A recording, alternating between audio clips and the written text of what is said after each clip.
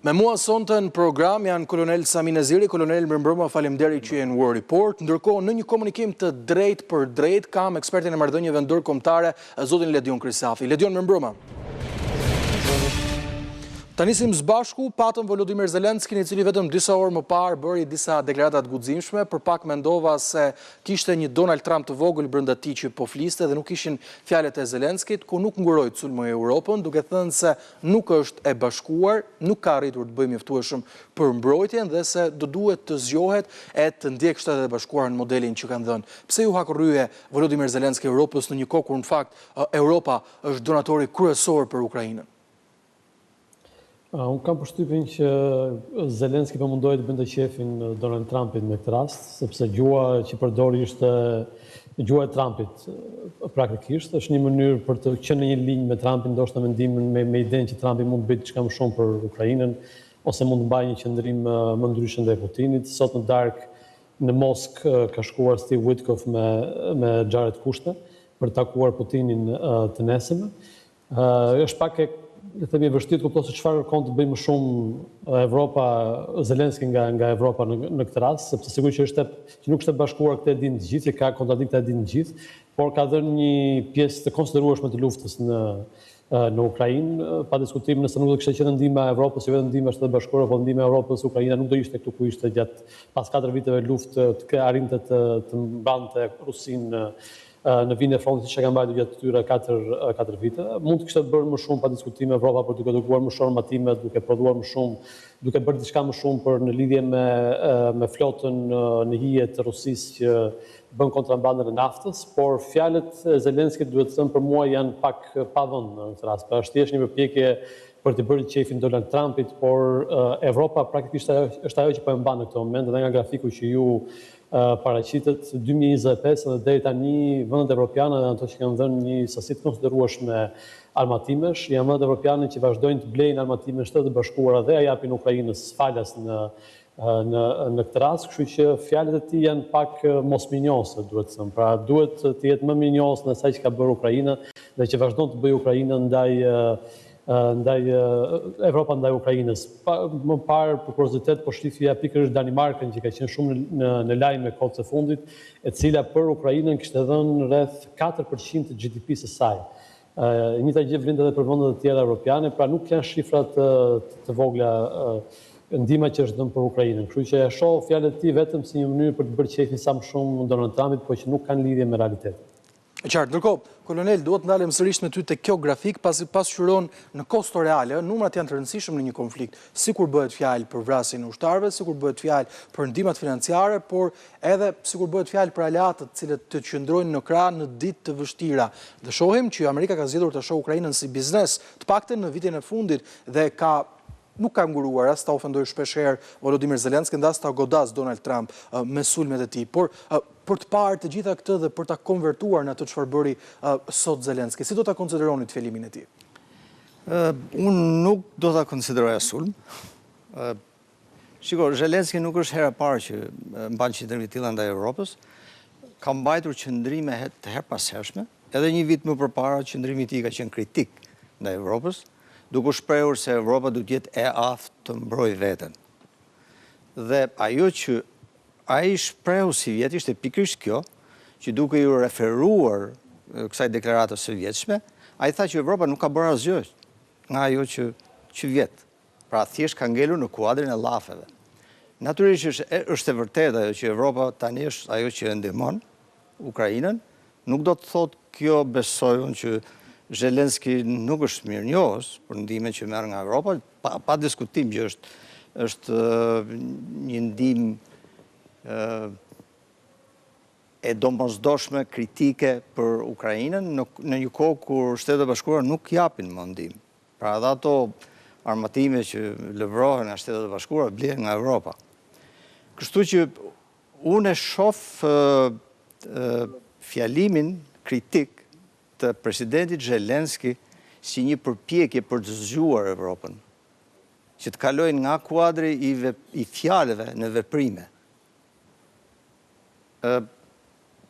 Thjesht për ta ilustruar, ai thot Evropa, ai ka përdorur një fjalor goxha të ashpër, por mesazhet janë të qarta.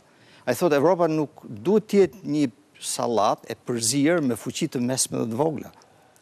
Kjo ka shumë kuptim. Mirë, po kush është Zelenski ta thotë të gjë? Se mirë, unë e kuptoj kur e thot Donald Trump, kërkon ta zgjojë Europën dhe me drejt është lideri që vendos fatat e botës, po kush është Volodymyr Zelenski në funditës? Pra unë flas për një Zelenski i cili nëse i bë bilancin e vitit të fundit, është njëri i cili brenda territorit jo për qenë dashakeqës ndaj këtij njeriu, po duke nisur nga skandali i korrupsionit, nga një përplasje në shtëpinë e bardhë me Donald Trump, nga sulmet e drejtë për drejta që bënte përpara fushatës, duke thënë se demokratët duhet të jenë ato që duhet të jenë në detyrë që Ukraina të mund të vjojë të luftojë, akuzoi Shtetet e Bashkuara se i kanë bërë presion maksimalist për lëshim territorësh, gjë që kushtetuta s'ia lejon. Pra unë jam shumë i ndërgjegjshëm për të kuptuar një gjuhë diplomatike e cila vjen në favor dhe i përshtatet kohës, por mendoj se Zelenski bjem dakord, do i kaloj pak vjet e kuqe sot. Natyrisht, është gjuha ashpër, e pranojmë, gjithë e pranojmë që ishte një gjuhë pak më ashpër. Por unë prapë i referohem, po të kthemi, është një president i një shteti që ka 4 vjet që është në një luftë për jetë ose vdekje. Dhe aktualisht sot që flasim, Rusia sulmon rrjetin e energjisë dhe rreth më shumë se 2/3 e kryeqytetit e Kievit janë pa energji, pa ngrohje. Dhe imagjinojeni tani në temperatura mishë. Pra është presidenti i një shteti të tillë. Dhe natyrisht që ai është i frustruar nga gjithë këto dhe nga qëndrimi i ndërkombëtarëve. Pra do ja vën fajin lodhjes së Zelenskit. Mirë, Bledion, një koment i fundit për pjesën e parë për çështjen e Ukrainës. Zelenski tha vrasim 35.000 ushtarë rusë çdo muaj. Propaganda po e vërtet? Nuk mendoj që është e vërtet. Ka një projekt të njohur të BBC-s dhe Media Zonës që shet çdo ushtar rus të vrarë çdo muaj, çdo 2 javë në sakt në Ukrainë, të vërtetuar përgjithësi në muaj janë rreth 5.000 deri në 6.000 ushtarë rus të vrarë. Është e njëjta shifër si dhe nga ana tjetër ukrainase, ka një projekt dhe Ukrainës, me emër dhe mbiemër për çdo ushtar që vritet në Ukrainë, le të shtojmë edhe 2.000 që janë të humbur gjatë një muaji, pra shkojmë tek 7.000, 8.000 të vrarë dhe të humbur ushtar rus gjatë një muaji. Unë jam i sigurt që nëse Ukraina do kishte vrarë 35.000 ushtar rus në një muaj, lufta sot do kishte mbaruar. Pra pa diskutim, mund të bëni vetë llogarit gjatë këtyre 4 viteve të fundit, nëse do ishin vrarë 35.000 ushtar rus në muaj, Ukraina sot do kishte fituar luftën. Fakti që është duke humbur tregon që shifrat që thotë Zelenski nuk janë të vërteta. Humbjet janë të mëdha pa diskutim, por nuk jemi në këtë shifër. Ndërkohë, kolonel Neziri, çfarë mendoni ju për këto shifra? Keni dhëna që tregojnë se janë reale? Natyrisht numrat gjithmonë në një luftë janë pjesë e propagandës së palëve. Kjo është pa diskutim.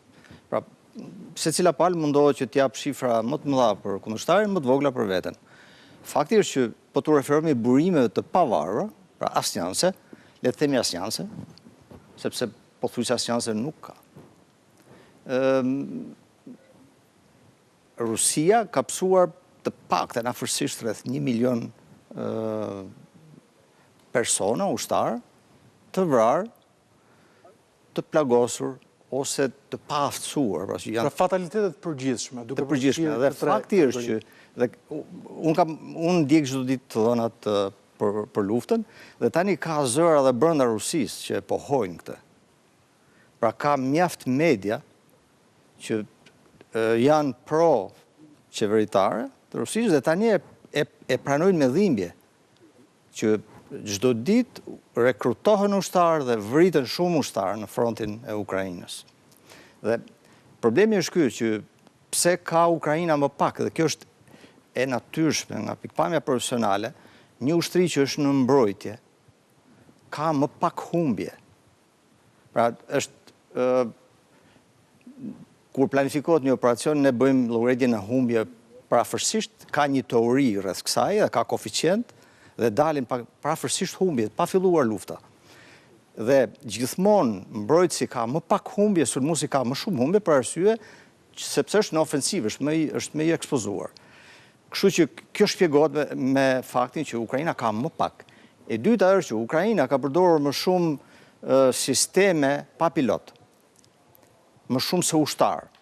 Çfarë mund të themi për humbjet, pra nëse flasim për një Rusi e cila sipas jush ka 1 milion humbje në total, duke përfshirë 3 kategori të plagosur, të pa aftësuar për luftë dhe viktima reale, apo për Ukrainën, çfarë shifrash fliten? Ukraina është diku tek gjysma e kësaj, me fjalë po t'i marrim në total. Jo më shumë. Pra kemi një raport 1-2 të ushtarëve të humbur nga palët. Mirë, do më duhet të shkoj një shkputje shumë të shkurtër publicitare për të rikthyer pas pak në program dhe për t'i dhënë fokus sigurisht edhe dy çështjeve tjera të rëndësishme, siç ishte përplasja për Groenlandën e Mette Frederiksen me kreun e NATO-s, por gjithashtu edhe plani për rijetëzimin e Gazës.